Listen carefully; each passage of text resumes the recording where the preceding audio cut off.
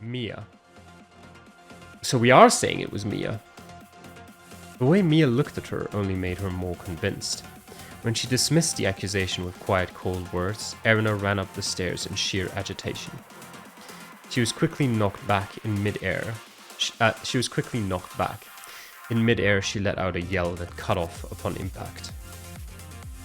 Mia wasn't sure what to do.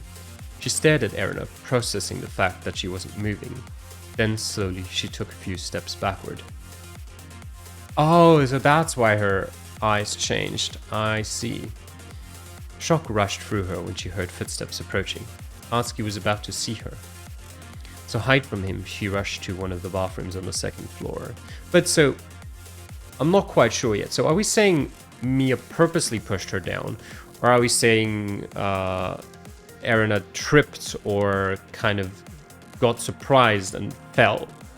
Because I don't think that was very clear. Because it wasn't Mia. Like, Mia wasn't the murderer. She has no motive. And I guess maybe self-defense? Because Erina... I don't know. The first thing Atsuki did was run down the stairs and check Erina's pulse, which allowed Mia to escape toward the third floor. There she heard someone above her. She'd looked at the security cameras and seen no green lights, which perhaps meant that she hadn't been recorded. Nonetheless, she was completely certain that she'd changed the past. However, after Atsuki came running from below, she soon realized that she couldn't easily explain what had happened. What did happen? It's not possible for us to take the elevator, so let's walk up. We should come across someone. She attempted to hide her future knowledge. At that point in time, the elevator hadn't been opened yet. Nobody knew it was usable despite the broken panels. And despite the fact that they should have been together recently, Atsuki had told her he'd been alone. Did that mean that she'd overwritten her past self? I saw that the attic key was inserted into the door. We all entered to find the missing person. I stared at the floor's footprints, the proof that the past had changed. I had no idea how, but it was undeniable that it greatly had. Should I bring her to the lobby? To the lobby? Why? So she's with the others. Sorry, that was stupid of me. This time, this is where she died. I went quiet. I'd begun to form a little theory, but it appeared I'd been wrong. After that, I realized I had no idea what had actually happened. When everyone saw Erina's corpse and began to explain what they'd done, Mia realized her perception was flawed. Had she only traveled a few seconds through time? She wasn't sure. When it was her turn to clear her name, she said she'd left the attic after Atsuki and that she'd stayed on the third floor. Did Atsuki notice that contradiction? I just wanted to be alone for a bit, but I didn't feel like staying put somewhere. However, I ended up spending the most time on the third floor where I heard the elevator. I spent some time in the partitions and some outside. Everyone stated that the elevator had been heard once, so she'd been forced to go along with it. However, if she'd really heard it, she should have known that the elevator had ended up on one of the first two floors. It's not possible for us to take the elevator, so let's walk up. We should come across someone. So why had she said that they couldn't have taken the elevator up when she and Atsuki had seen the body? The panels hadn't been reattached. If the elevator had been above them, they wouldn't have been able to use it. However, if she'd heard it on the third floor, she should have known it was next to Erina's body. Did Atsuki make that connection? Did he choose to omit the fact that he hadn't heard Mia's footsteps above him? In any case, they found out that Erina was still alive. She and Isla had been in room A1 since they'd taken the elevator down. The next time a Sekimeiya was found, it was in one of the attic's wardrobes. Look what I found! With two hands, Isla was holding one of the bedsheets, folded up into a sphere. It was wrapped around something, and I could tell what Isla was going to say before she even started talking. It's the Sekimeiya. What? The Sekimeiya's on the crystal floor? No, I have it here. It was in the, wardrobe. It was the future Sekimeiya that Mia had activated. Within the sheets, it gathered energy very quickly. The killer could have been hiding somewhere, so starting with the attic, they searched every floor. Since they had the Sekimeiya, they figured nobody could use it to hide from them. But the search didn't yield any results.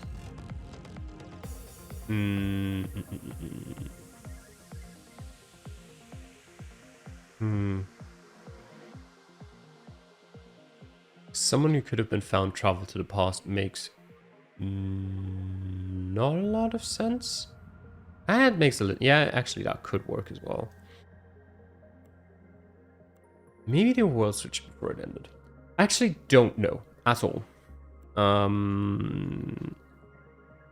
We this is the future Sekimeiya. We specifically mentioned earlier when people touch the past Sekimeiya.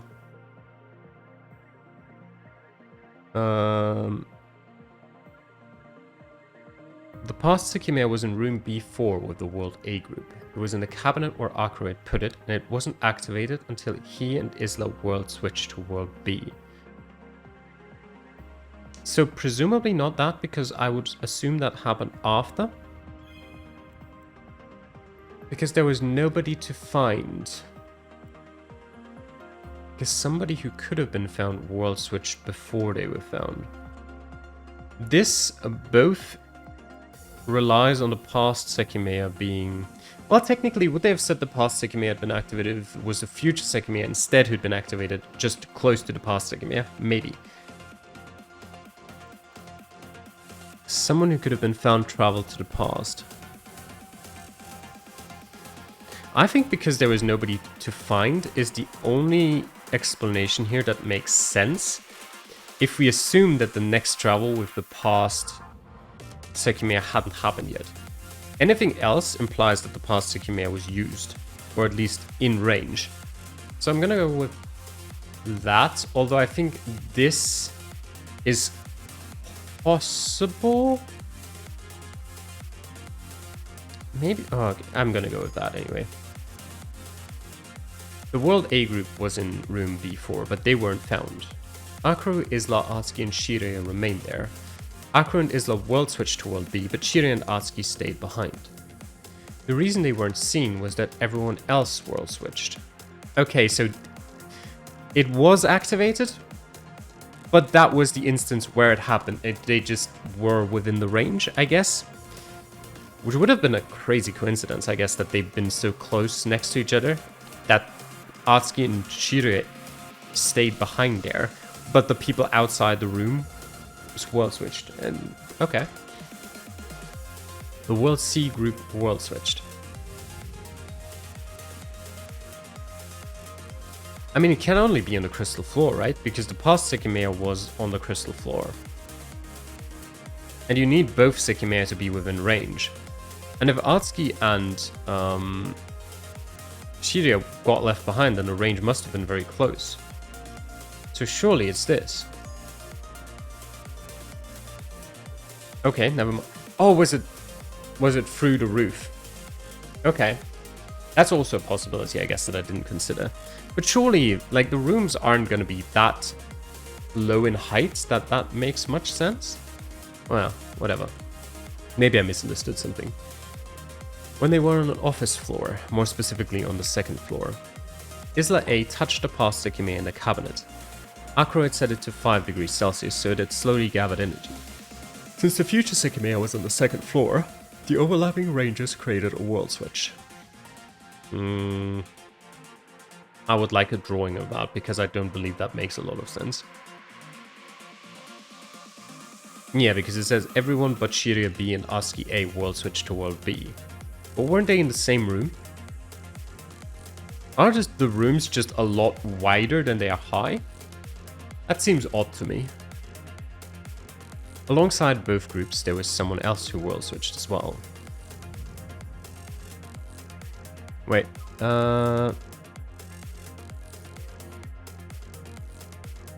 is it talking about Akro B? Which Akro? I don't know if he's part of the two groups. That's my problem.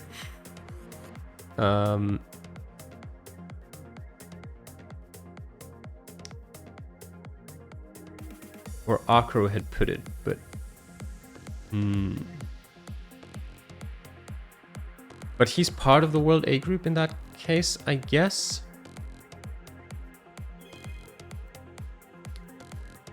I'm still gonna go with it, because it's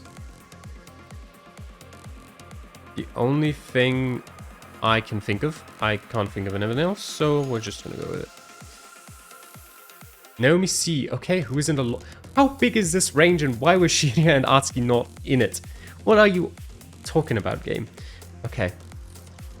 Naomi C, who is in the lobby, world switch too.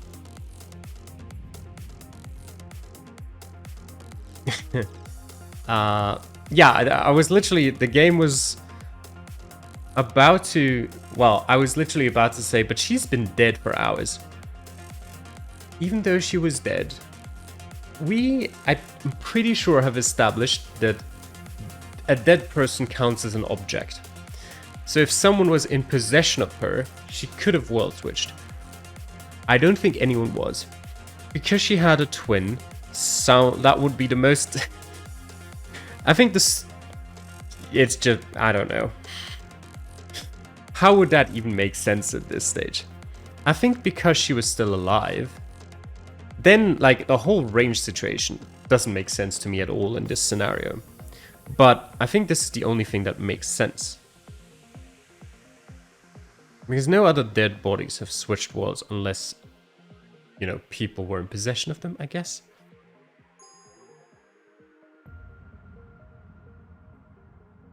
Yeah, Naomi and Shiria were in the lobby, but only Naomi world switched. That happened because she was still alive. At the world switch, the future Sekimeiya was in... Wait, so we established the past Sekimeiya was... At the world switch, the future Sekimeiya was in... Okay, they traveled from the second office floor. Surely, it would have had to have been here. Now that I think about it. Because I was thinking it was directly above. That's actually not necessarily true. Now that way it would make sense. Imagine if you look at this from like one floor below. The crystal rooms are somewhere around here. Let me pull up a map. The crystal floors are here. I don't remember which one specifically they were in. That might have been A1 or B1, whatever. Let's say Atsuki and Shiria were in the far northern end of it. Assuming, you know, up is north. If, you know, Naomi and Shiria's dead bodies, well, Naomi's alive body and Shiria's dead body were in the lobby. If on the second floor offices, the Sekimeiya had been here, or in the first partition, it's hard to tell. But if it was in either of those, it's realistic enough that the range would have its middle point. Because I falsely assumed... Wait, but then... Maybe I didn't falsely assume. What I assumed until now is that the world switch happened because... I don't remember if it was Isla or Akra, but one of them touched the Sekimeiya in one of the crystal rooms. If it happened because it had been touched in the office floor, then that would make a lot more sense. Actually... What I'm assuming here is that the range is based on the Sekimeiya that had been touched, which I'm not sure if we've ever established. Like, we know that the ranges need to overlap, but we don't know if the world switch occurs to everyone who's within both ranges. I don't think it does, actually. I think we've established that it's just one range that counts for the overlap. It's just, if you're in the range where both Sekimeiya's ranges overlap, that's when you world switch. Okay, never mind. I reasoned myself out of that question. So it doesn't matter which one is the range. Both ranges matter. You need to be within both to world switch. And maybe that's why. Yeah, because obviously... the range of the Sekimeiya on the crystal floor would have also encompassed Atsuki and Shiria. But because the range of the future Sekimeiya didn't, they only traveled to the past while everyone else world switched, is what I'm going with here. And I'm gonna say it was here. Now everything I might have just said could have been wrong. When Isla A touched the past Sekimeiya, the future Sekimeiya was just outside the partitions on the second floor. So I think that means I'm right with where I clicked. Yes, okay, very nice. Which was right above the lobby, yep. This is why Shiria and Atsuki were the only two who didn't world switch. They were in hallway C. Wait, they were in hallway C? I thought they were with the group. Okay, that makes a lot more sense then. Okay. And maybe I messed something up there thinking that they were with everyone, but okay. Maybe the game also wasn't very clear about it and expected you to remember. When a world switch happened, Isla C had the future Sekimeiya wrapped up deep inside the bedsheet. When it disappeared, she didn't immediately notice.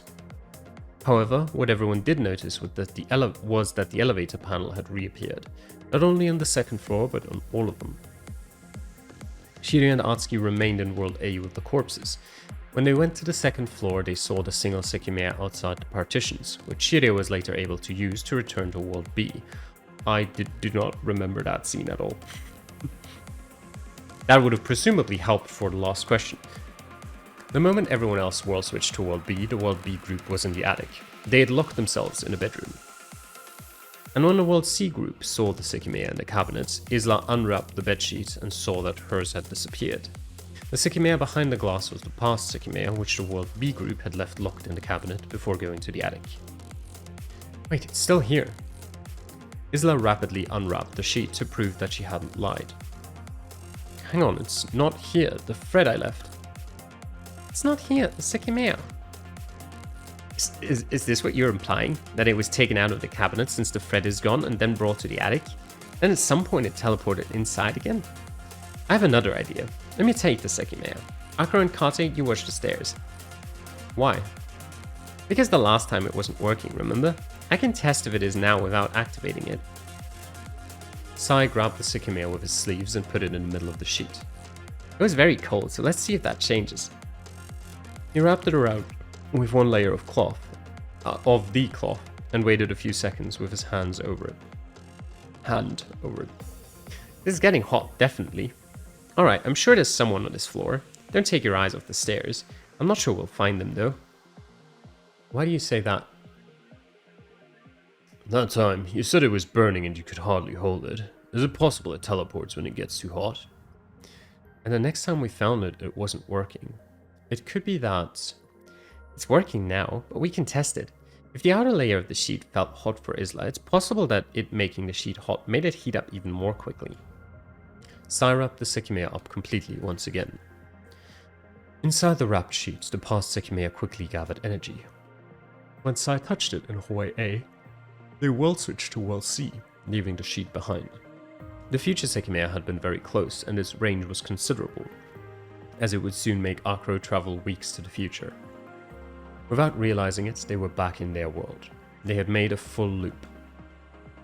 They inspected the crystal floor, but nobody was found. Akro and Isla A had remained in World B. However, there were many things they noticed. Suripo's body had reappeared, and Shiria's had disappeared, but Naomi was still there. She had returned to her world too, and the blood that had pooled below her had vanished. Oh, wait, look at Naomi's head. From the wound she had, quite a bit of blood was pouring out. Yes, more blood is coming out than before. It seems like it started just now, right? Otherwise the pool on the floor would be much bigger. They had all returned to World C, but during the brief time they had been in World B, Naomi's had been the only body in the lobby.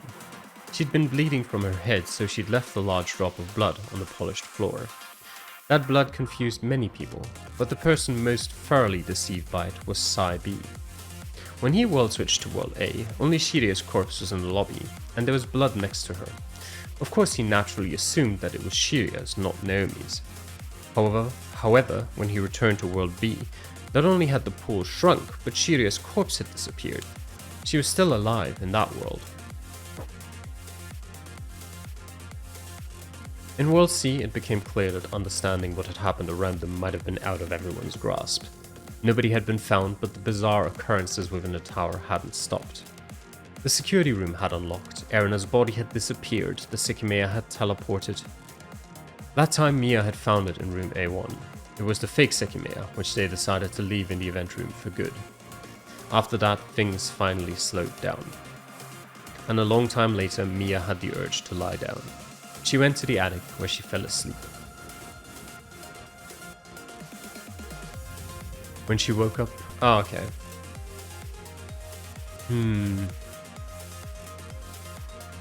While she slept, she had a nightmare. Okay. I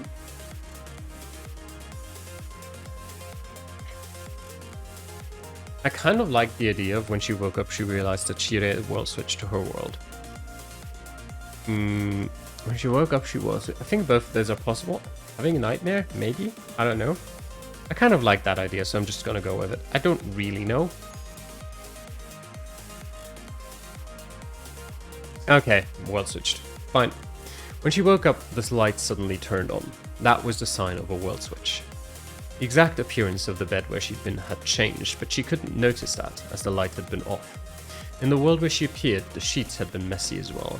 I do feel like I remember that thing about the light being on, but so long ago. Nobody was above her, and she heard sounds coming from the opposite bedroom. It was Shirei who'd been trapped there by Sai. Is there anything wrong with this?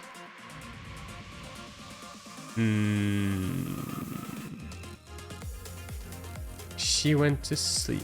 The world... I like the idea of the world where she appeared. That the light turned on? I mean, I would assume that it had previously been on. That Atsuki didn't world switch with her heavily depends on where Atsuki was at that point. It depends on who activated the Sekimeiya. I don't think that she, when she was asleep, could have realized that that would be wrong. I guess it depends on, in this case, if we are looking at it from a game's perspective or from Mia's perspective. Actually, like, the world where she appeared is not something that Mia could realize. So this is perfectly reasonable if we knew where he was. I just like the idea of that. Shirei was locked behind that door. In other words, Mia was in World B. However, the first time a world switch happened from World C, everyone went to World A. Could she have world switched twice, once while she was asleep? The world switch order is A, B, C, A. Why did Mia go from World C to World B then? That's what I thought just now, what I said. So I'm gonna go with that. She never left World A. Shirei was not in World B. There's another reason. I think all of... I mean, that maybe. I don't know. That's just the game going, if you can think of anything else, maybe? These both are kind of like saying, okay, the game just lied to you. So I would assume that is the most logical answer.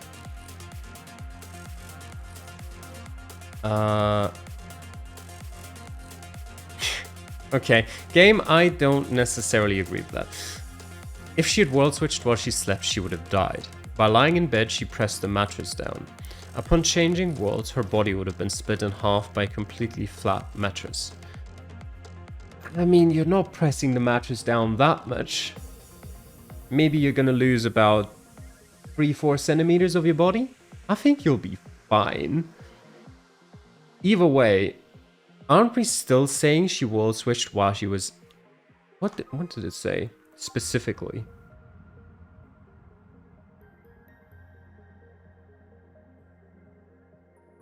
Yeah, because that's bullshit then. Because it says when she woke up, the light suddenly turned on. She's still in bed. So that makes no sense, game. I will have to disagree with you there. She was in bed anyway. For one world switch. Whether she slept or was awake is literally irrelevant. It doesn't change anything. I'm not happy about that one. The reason does not follow the order you're accustomed to. Okay, so it's saying the answer was there was another reason. I like that more at least than answer B and C, because that would have been the game lied to you earlier. Can you recall another time a backward world switch happened? No, I can't. When Shiri and Naomi went to World A. That's actually possible. That was... Because I feel like I remember that. Well, actually that's not true. I remember Shiri and Naomi world switching. I don't remember which world they switched to. But I kind of like that idea. And it was early enough that they wouldn't have noticed something's wrong. Shiri and Atsuki went to World C is possible, but I just can't remember. So I'm gonna go with that. No, it's Sai. After Sai and Akaru escaped the addict's bedroom, Sai world switched to World A while in room B6. From World B, he went to World A. What about a third instance? No, I don't, game. When Atsuki and Erina returned to World B, when Erina, Shira, and Atsuki went to World C.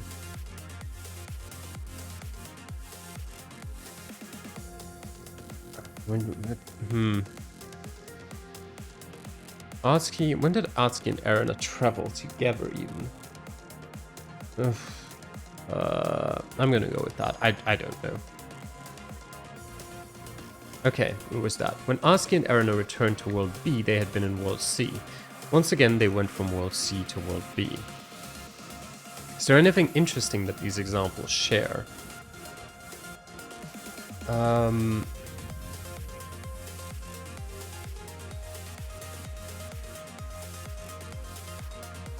It was the second time they had world switched. Would be kind of like a... Well, that makes no sense.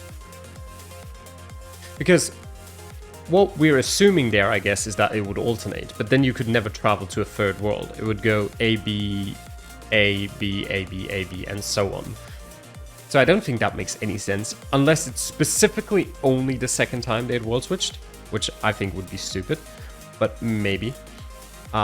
Nobody touched the Sekimeiya in their world. I think... How would that even make... How would it activate them? I had that theory in the past about if the Sekimeiya gets too hot, that it activates by itself. But I think that kind of got debunked, I guess. Both Sekimeiya were very close. That's very unspecific. But I think it's what makes the most sense. This, I think, would be the most interesting at this stage, but I don't see a logical reason as to why that would happen. If it's that, I would be confused. I'm gonna go with that. That is not the case. Yeah, that's fine. Also, didn't really make much sense to me. The similarity is that neither of the Sekimeiya were activated in their world. That is the one that makes the most sense to me. I just don't think anything's ever been established about how a Sekimeiya could activate them. Wait. It specifically says neither of the Sekimeiya were activated. It doesn't say touched, it says neither were activated. Then how did they world switch? In Sai's case, puzzled, he stepped into Hoi B. What had just happened? Out of nowhere, the Sekimeiya had disappeared. He wondered if he traveled through time. Even though he hadn't touched the Sekimeiya, something peculiar had occurred. Sai world switched without touching the Sekimeiya, and he had both of them. So then why did he world switch? Is there another shared similarity?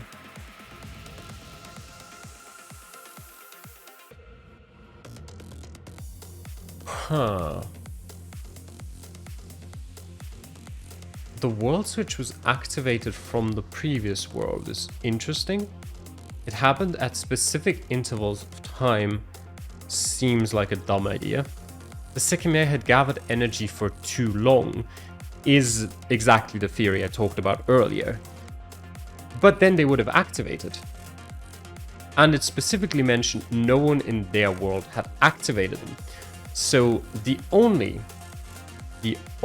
logical answer to this game, based on the way it's phrased, is the world switch was activated from the previous world. I'm looking forward to seeing how it's explained, but if it's anything else, it's grammatically wrong. Yeah, okay, good. Yes, it happened when they were pulled from the previous world. When Sai world switched from world B to world A, someone world switched from world A to world B. Shirya. In the storeroom, she touched the Sekimeiya to return to her world. When Mia world switched from world C to world B, someone world switched from world B to world C. In the event room, Erina, Atsuki, and Shirya suddenly appeared in world C.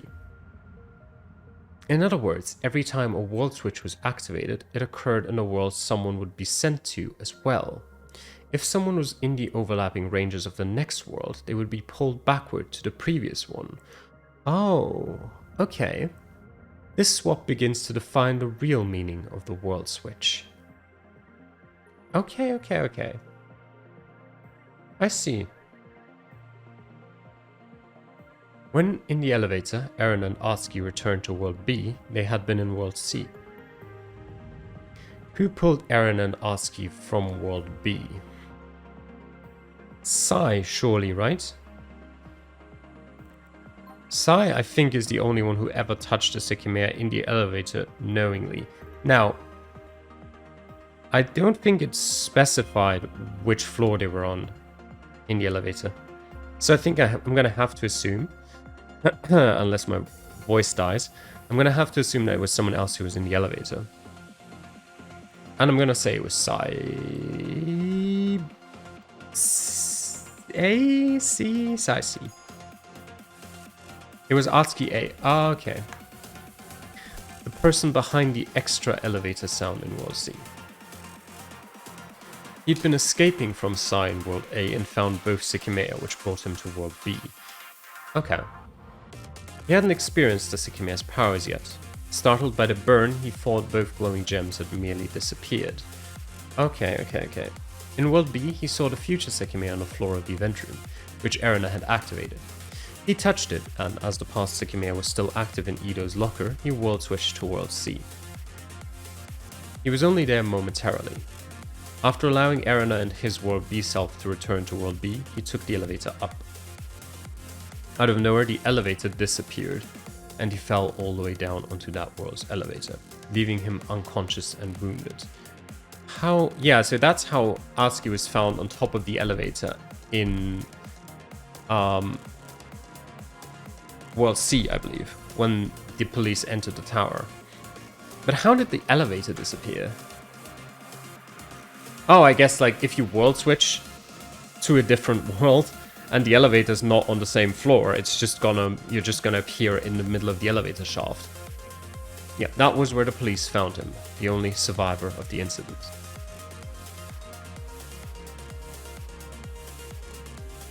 The lights suddenly turned on. Mia was pulled to World B. She heard Shirya's voice and silently left the attic.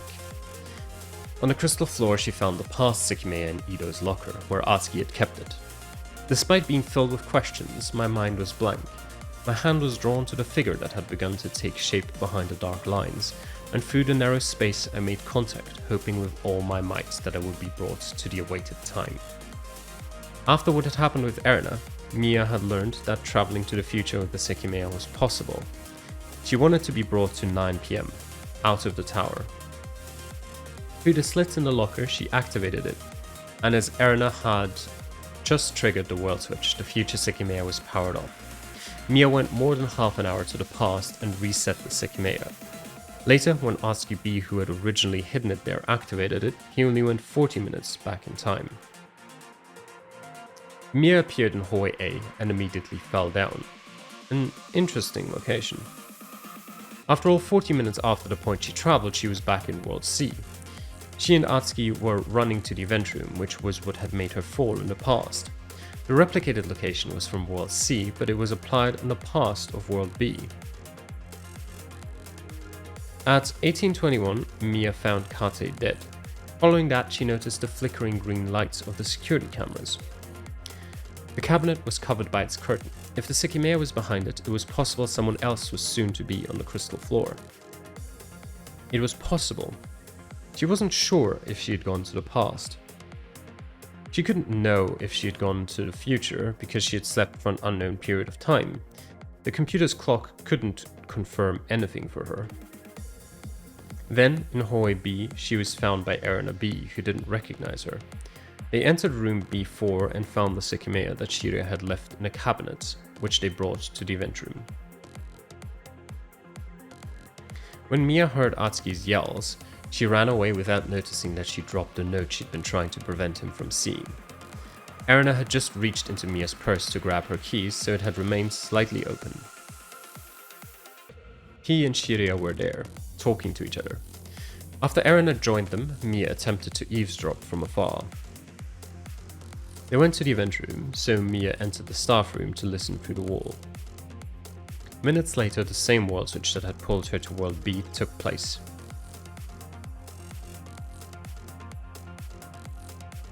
Yeah. She was the fourth person to world switch to World C. With her ear against the wall, both ranges encompassed her too. In World C, the fake Sekimeiya was still in the event room, so it seemed like it teleported into the cabinet.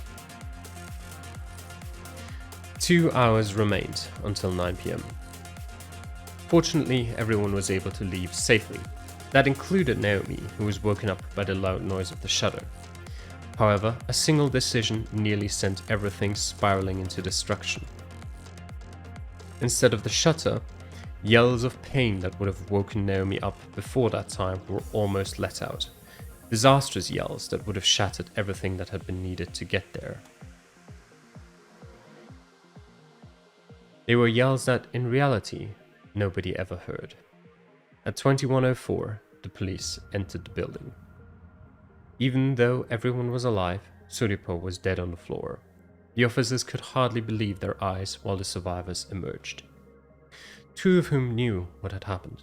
They knew that their lives after the 15th, were ones that had been gifted to them.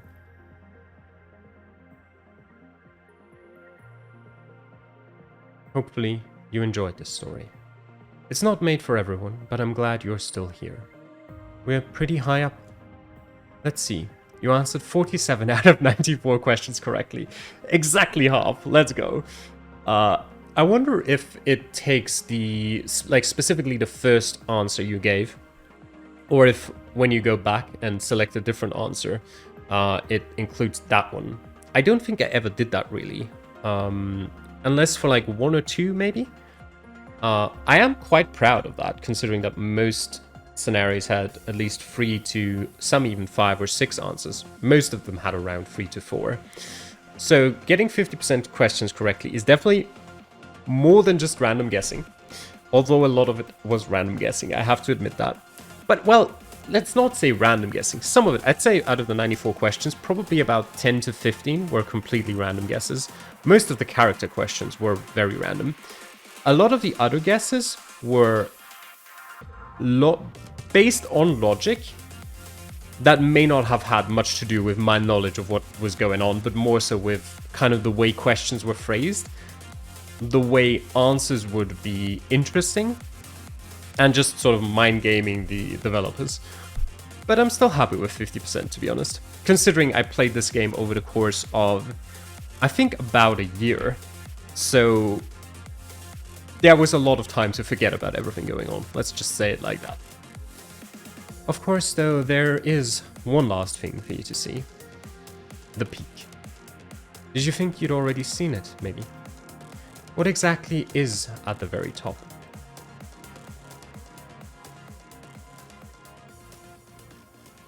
Let's take a look.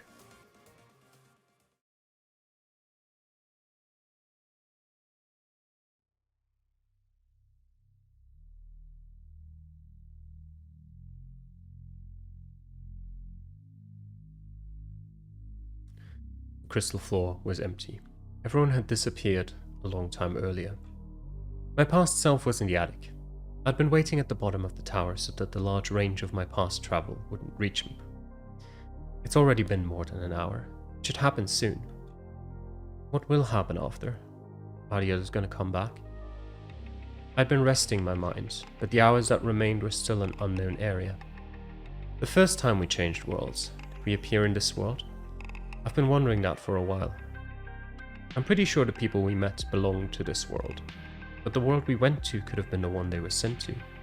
They don't necessarily have to return to this one.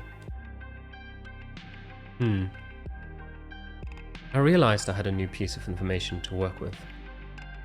Actually, I'm pretty sure the world we were sent to was this very world. Sai asked me how Shiria had gotten into the tower. For him, she'd never been there. I'd appreciate it if you told me the truth though. How did she get in? She was with us from the beginning. That's false. Since she seems to be with you, I really doubt you were stupid enough to make her enter through the storeroom. That's what's strange, but perhaps you did. Let me see. Indifferent to my conclusion and rage, Sai walked to hallway C. What are you doing? Instead of answering, he entered the storeroom. Seconds later, he returned. I just wanted to verify that she hasn't entered through the storeroom yet. I get it now.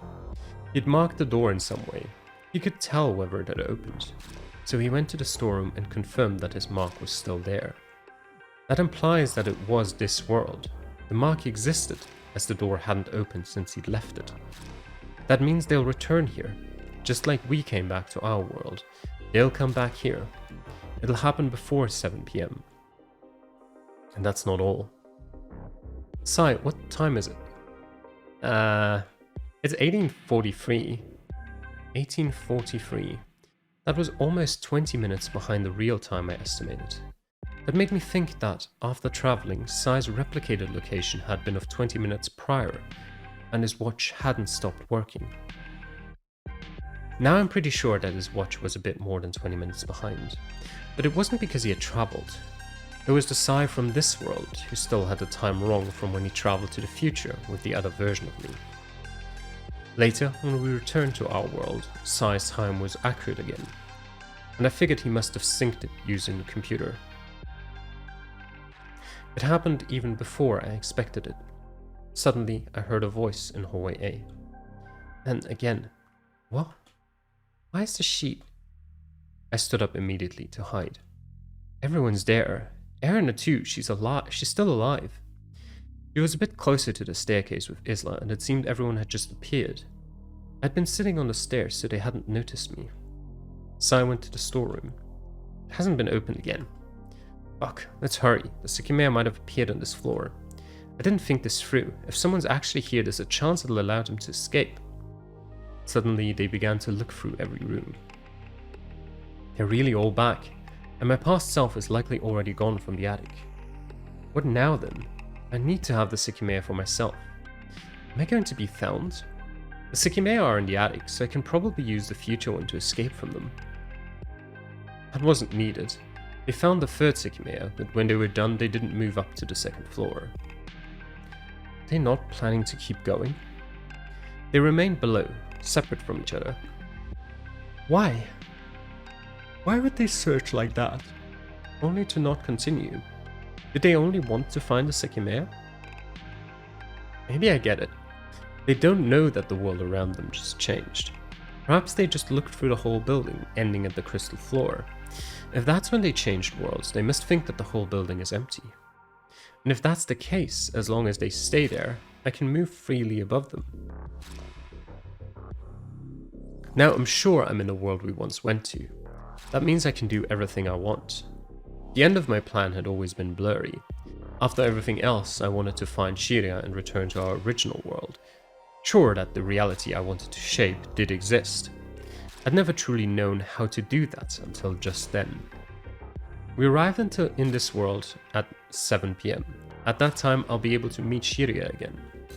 She was with us. Her clothes were different, but she was the real one. She had lived through much more than I had imagined. She'll be here at 7, and she'll go to the attic all of a sudden. That's where I'll be.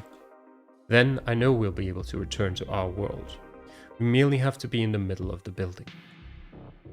When we took the elevator up, it stopped on the 3rd floor. That was when we returned. That must mean that the 3rd floor was being encompassed by the ranges of both Sekimeiya, and someone activated one. If we're there at that time, I know for a fact that we'll be able to return. I went up to the attic. As I thought, I'm no longer here. The kitchen was empty, but I could see my footprints on the floor. I had very recently travelled to the 24th of November. The past Sekimeiya was on the marble countertop, already white again. By its side was the voice recorder with numbers on its screen. 8104. The future Sekimeiya was still in the refrigerator, so I put the past one inside it too. I began a new recording. I was about to take the past Sekimeiya back out, but my arm stopped itself. My heartbeat picked up, causing my fingers to jitter on their own. A thought had suddenly come to me. It should be simple. I can travel to November 30th one more time. I know saving Mia is within my reach. She's alive. Then I have to do what I just thought. I can enter the tower when the 15th comes. I can be in the attic at 7 before Shiria appears. Was that really the case though? According to my estimates, it should have been a little past 4. 3 hours still remained until 7. My plan had been to use the past Sekimeiya one more time after my past self's disappearance. I could live through November 30th a third time. I could save Mia, as the news I'd read was the only obstacle in that pursuit. In the world I was in, Shiria didn't exist, but I had never seen her blood, no definitive proof of her death. Her absence was no real barrier. After that, I had to return with Shiria to our world. The way to accomplish it was by being in the center of the building at close to 1930. That was how I had to do it. If I attempted to change worlds before that point by using the 2 Sekimeiya, it was very likely I would appear someplace else. After all, that was how the group from the world I was in had vanished earlier. And I was very confident they hadn't appeared in our world. It should have been doable. I'd never really considered otherwise. What made my arm stop was the connection I'd just made. Just before 7:30, Sai had gone to the storeroom to check whether his mark had disappeared. At that time, the door hadn't opened yet. I left the attic. I didn't feel comfortable thinking there. If anyone came up with the elevator, I wouldn't hear them, so I chose to go to the 6th floor, where I would hear both the elevator and any approaching footsteps. Of course, my plan implied a future version of myself was in the tower, a version of myself who had been there since the morning. I'd known that, which was why I'd followed the group's movements, so that I could give myself a route to hide throughout the day, aware of where to be at all times. Could that really be the case though? When I thought about it after having witnessed the whole series of events, my heartbeat grew erratic. Is it? Just before the group left this world, the whole building was searched. When I replaced the other ASCII without anyone noticing, naturally my future self wasn't found. That would have been a paradox, as I would have seen myself before knowing where I would be. So why was that me not found? How would I avoid being found? At the time, every single place was inspected, except for the hidden area in the storeroom. However, I couldn't have been there as my own past self already was. I'd had the thought in the back of my mind. If a similar problem arose, the storeroom's secret could aid me. That was no longer the case though. My future self merely has to be here at 7:30. It's not exact, but I'll say the search happened at 2 PM. My past self was in the storeroom from 9 to 2 PM. Immediately after I left it, the hidden wall was found by this world's group. I thought that in a worst case scenario I could enter through the storeroom after the attack, but that's not possible. As soon as it was found, Sai marked it, and I know that mark will still be there at 7:30, right before we return to our world. In other words, it wasn't possible that a future self of mine would enter the tower after the 2 PM search. More importantly, it's very unlikely this would be possible either way. I shouldn't assume that I could enter through the storeroom without being seen. Technically, I could enter after 7:30 and travel to the past in order to be at the center of the building at the right time, but I don't know whether I'll be seen outside. And if I am, I'll be unable to travel back. I shouldn't go back to the 30th with a plan that could fail, so I have to entirely rule out the storeroom. That meant that for a future self of mine to be present at 7:30, he would have had to be in the tower since a time before my past self had begun to wait in the storeroom. Knowing that, how could I avoid being found by the search at 2? There is one way, by traveling to the future. When could I have used the future Sekimeiya to not be present at 2? After the smoke was released, it was brought to the attic in a suitcase. The next time it moved was when Kate brought it to the crystal room floor with the other ASCII and Mia. I remember how he looked when he had it in his hands. He was in pain because the Sekimeiya hadn't been activated since it had been taken out of the cabinet. If my future self had used it before he brought it down, it would have reset and spent a while powered off. There's no way Kate would have had to hold it carefully like he did. If I touched it at that point, I would have had to be in the storeroom during the night to appear in the tower in the future. Maybe that's possible, but there's too much uncertainty. There's clear room for failure. I could explain Kate's face in a different way. I could leave the Sekimeiya in a hot place as I touch it. However, both Sekimeiya were in the attic. I would have to find out which was which, keep the past one in the refrigerator due to its large range, and travel to the future. I'd once put some thought into the type of web I was entangled in. I'd considered that in order to work around what you'd observed, having observed too much could be a fatal flaw.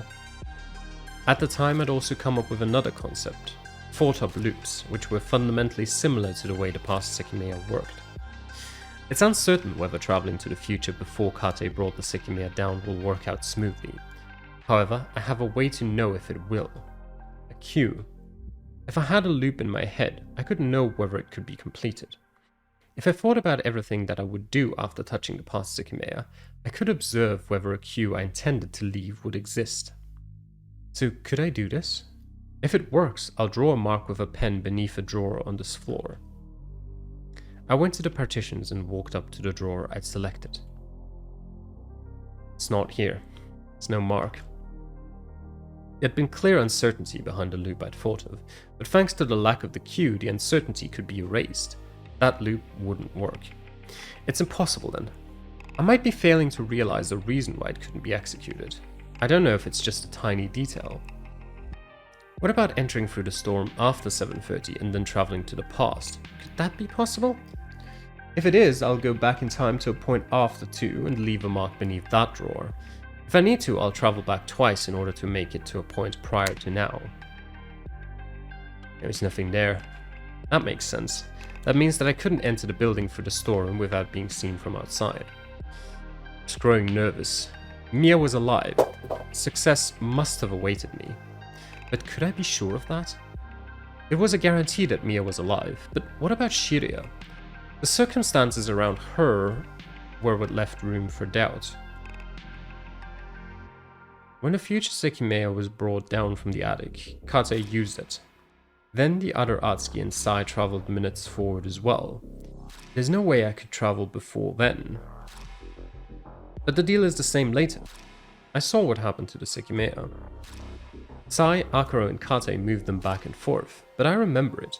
No place where the future Sekimeiya was hidden was accessed by a future self of mine. My line of sight unconsciously blocked myself.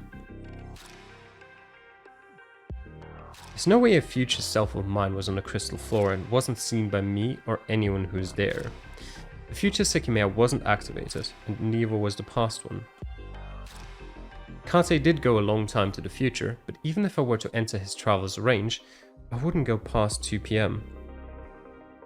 And when the future Sekimeiya was hidden in the mechanical room, the other Atsuki and Mia used it to go to the future. Suripo's killer brought it to a room in hallway B. When I was enacting the search, I felt the air around it, which was very hot. There's no way I had touched it before then. So, is it not possible? Was there really no time where I could have gone to the future? I thought of using the past Sekimeiya instead. Its only use would have been to travel seconds back to a room that had just been inspected.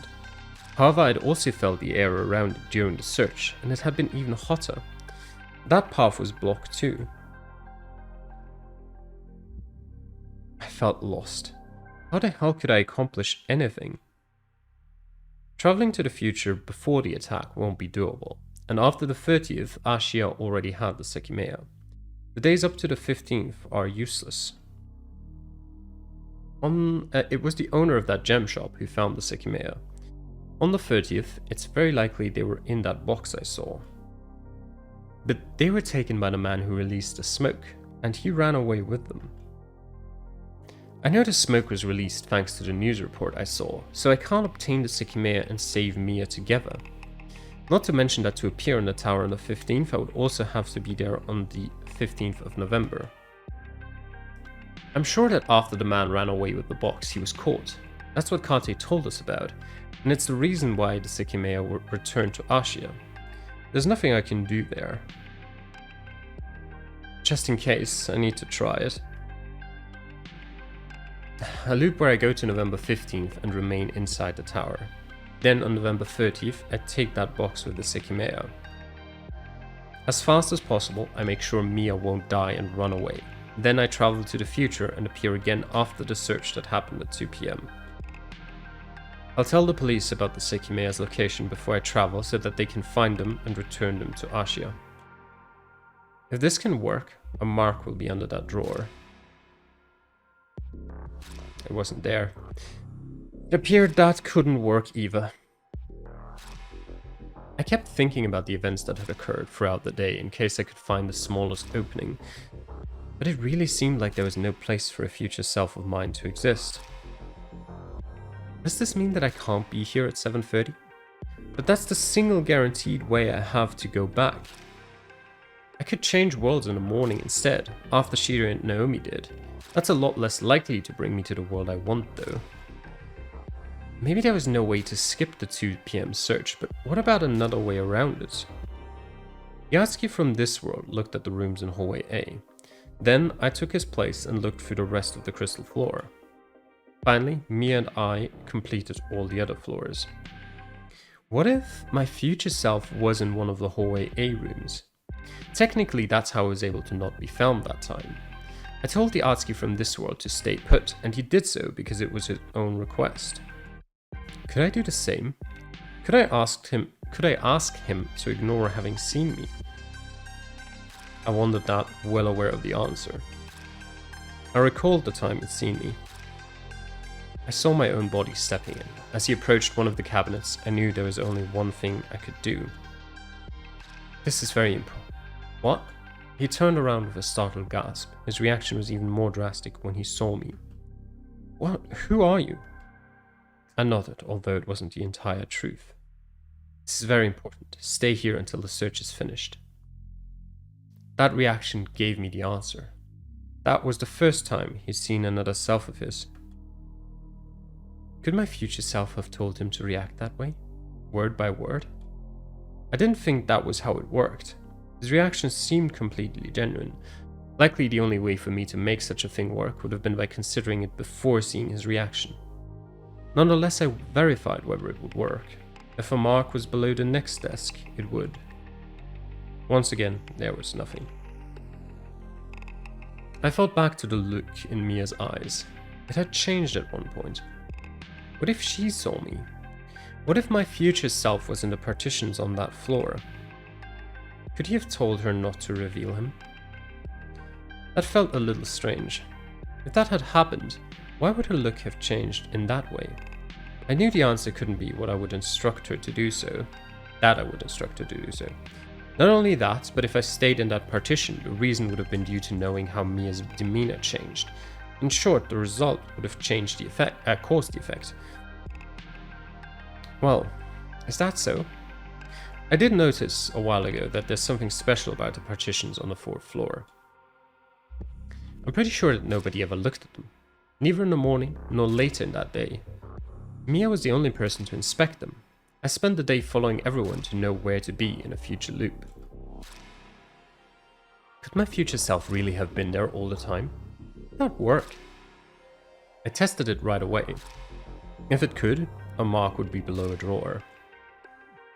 There's nothing. What the fuck? Once again, it seemed my idea was deemed an impossibility by the universe. For one reason or another, it wasn't something that could occur. You've got to be joking. I'm certain Mia and Shiria can both be alive in this world, but can I not return to mine? Do I have to hope changing worlds at another time will work? It had to be at 7:30. I was fairly certain about that. If this morning my future self had been in the attic, when Shiria and Naomi disappeared, he would have appeared along with them. Even if not in the same world, I would reunite with Shiria. I don't think that's possible though. I would have had to be there before Naomi unlocked the attic. When I looked through the cameras, I saw that our past selves were right behind her. Even then, because the range didn't reach me, I'm not sure if it would have reached the kitchen. There's no way I could have been in the living room, and I didn't see my footprints anywhere. That's not even everything. I need to be certain the travel will work, because there's no way I'll have another chance. If I intend to change worlds when Shira and Naomi did, even if it works, I'll end up in a different world from this one. This means that I'll be unable to leave a physical indication for me to see now. I don't think it would work, but what matters is that there's room for failure. I can't afford that. I had been lost in thought for a while when something alerted me. Someone was walking up. I quickly hid in the second partition and saw a single person walking past the glass. Fortunately, they hadn't seen me. Mia. Why is she alone? All by herself, she went to the attic. She'd been yawning, so perhaps she wanted to rest on the beds. The Sekimeiya are in the refrigerator. She shouldn't see them. I couldn't get distracted. I had to find a solution to my problem. I attempted to come up with something else. There had to be something that would help me. What if I let the past Sekimeiya gather energy right now and bring it somewhere so that its range reaches behind the tower? I activate it and go a few minutes to the past, knowing that in the future, my future self will be right outside the tower, waiting to be encompassed. If I do that and think that I'll be in the tower in the future, will I appear inside it? Or would I run into the same issue as trying to appear with an item that I can't obtain? I need to test it. I failed to see any cue. Really? Is it just because I couldn't enter the tower by my own means? Or is there another reason? There's gotta be something else. I could get into the tower through the storeroom and affect Sai's mark. That should allow the travel to put me inside the tower, which would bypass the mark, so his mark would only be affected in a hypothetical world. It should work. Something else. There had to be something else. What if the Atsuki that Mia has been with is my future self? It sounded interesting. Before that morning, I could have replaced the Atsuki of that world by making him stay outside the tower. Then I could have hidden in plain sight by acting as the Atsuki who'd gotten trapped. Of course it was an impossibility. I would have observed my own movements all along, giving them no origin. However, if I'd thought about that concept early enough, I felt it would have been viable. My thoughts went back to the search at 2 PM. I'd thought about everything. My past self couldn't have been in the rooms I'd investigated. He couldn't have been in the rooms the other Atsuki had investigated. He couldn't have been in the places Mia had investigated. And he couldn't have been traveling forward in time. Where the hell had he been then? The answer I was looking for had to be somewhere as well. I hadn't forgotten about Mia's change of attitude. She had come out of the fourth floor's partition with an entirely different look. Why? I knew my future self couldn't have been there. So then, what could she have seen?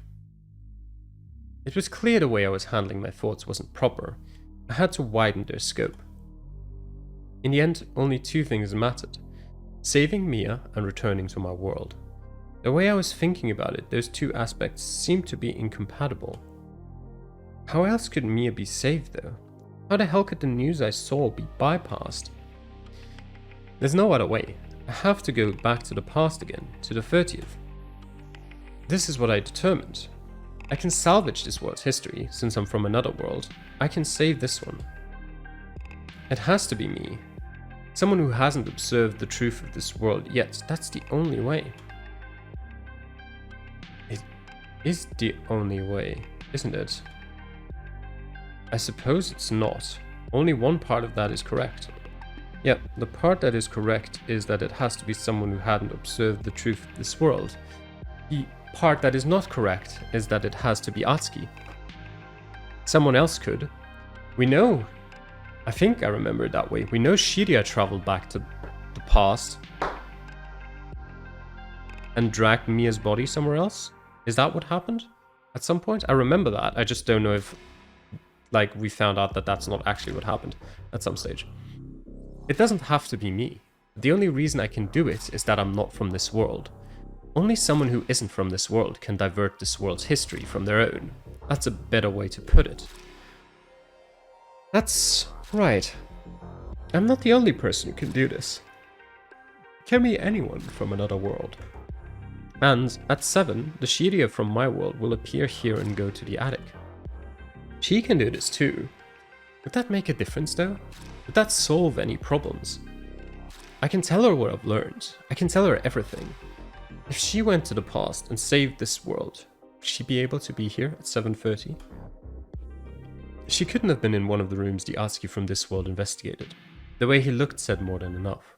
That means there's only one other possibility, but it doesn't make sense either. It doesn't make sense. When I looked under the next drawer, it was clear that the universe disagreed with me. Shiria was here. I almost burst out laughing at what I saw. Not only from the absurdity of it existing, but also from how cartoonish it was. Maybe Shiria had doodled something so goofy looking just to elicit that reaction. Stunned, part of me refused what I was seeing. It didn't make any sense. If that was the truth, what was the meaning behind that search? Why had nobody been found? Did it really make more sense than the other ideas I'd envisioned? Perhaps it didn't matter. Success had been assured to me. I was extremely confused, but I felt relieved more than anything. Oh, that's right, the rusty key. That finally made sense. Before I'd entered the tower, the fact that I'd seen it in the outer keyhole had been almost ridiculous, and I felt a familiar sensation. In a few brief moments, swathes of problems still lingering in my mind slotted into place. At 7:30, that's who activated one of the Sekimeiya. That's why we returned to our world. I stood up slowly, my vision momentarily blurry.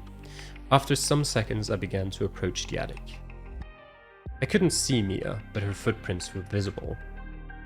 I was careful not to make a sound. The bedroom doors were closed, but it was very likely she was behind one of them. I shut myself in the kitchen. The recorder was still there, counting up the seconds. It had been an hour and a half since I'd started a new recording. It must be about 5:30. I'll take the Sekimeiya out at 6:30. It's strange. I know we'll change worlds at 7:30, so I'll take both Sekimeiya out so that can happen. Doesn't that contradict what the universe just repeatedly denied? Won't I allow something to happen because I experienced the result first? Maybe there's something I'm missing. Maybe I don't really understand why it will happen.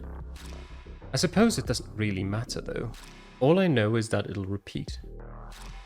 I had to wait through the last stretch. I thought of going back to the 6th floor, but I chose to remain near the timer.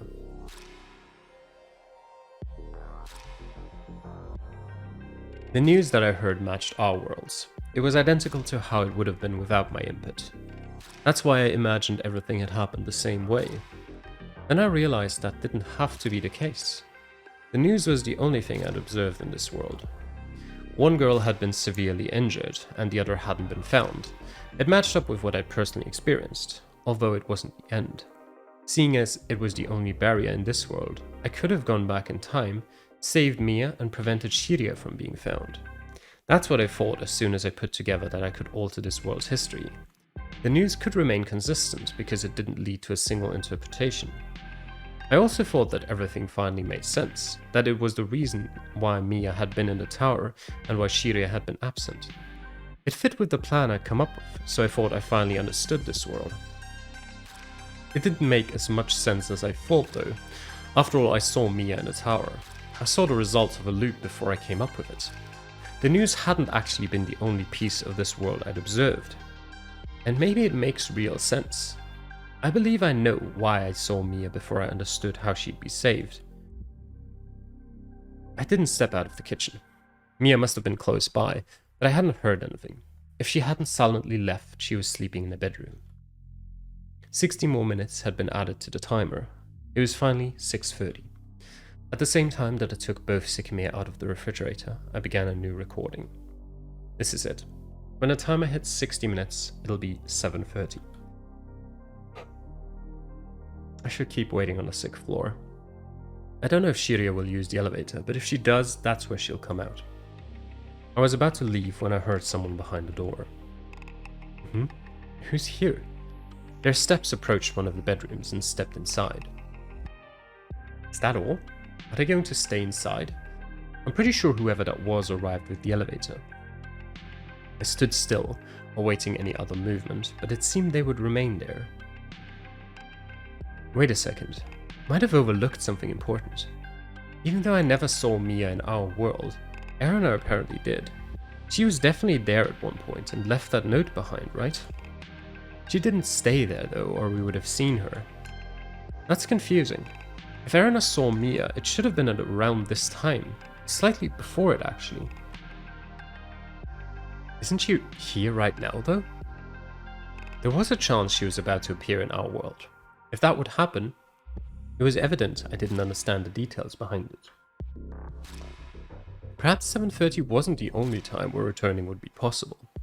It could occur earlier too, at a time I wasn't aware of. If that time was still yet to happen, I had to get away from the Sekimeiya, or else I could disappear before Shiria's arrival. I hid the Sekimeiya on a high cabinet shelf, as keeping them in a drawer would have severely messed with the temperature. Then I stepped onto the 6th floor and, like before, I walked to the partitions. If I haven't made a big mistake, she should be here in 30 minutes. If for some reason one of the Sekimeiya is activated before then, that'll cause the world change that could still happen.